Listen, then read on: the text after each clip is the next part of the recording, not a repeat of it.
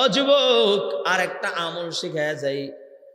কোন ইমানদার মুমিন যদি তার হায়াতের জিন্দেগিতে 1,25,000 বার সূরা ইখলাস তেলাওয়াত করে, কতবার? জোরে বলেন। 1,25,000 বার সূরা ইখলাস তেলাওয়াত করে, আল্লাহ পাক রব্বুল আলামিন তার এই সিনাটাকে জাহান্নামের আগুনে জ্বালাবে না। কি পারবেন না ইনশাআল্লাহ? 60 বছরের ভিতরে যদি 1,25,000 বার সূরা ইখলাস তেলাওয়াত না করি, অথচ নেতার নাম তো কয়েক লক্ষ বার নিলাম, ঠিক কিনা? নেত্রীর নাম নিয়ে মুখের ভিতরে ফেনা তুইলা দিলাম, ঠিক কিনা? জোরে বলেন। এটা আমি আপনাদেরকে সবক দিলাম। ইনশাআল্লাহ আগামীকাল থেকে, আজকে রাত্রে থেকেই শুরু হবে ইনশাআল্লাহ।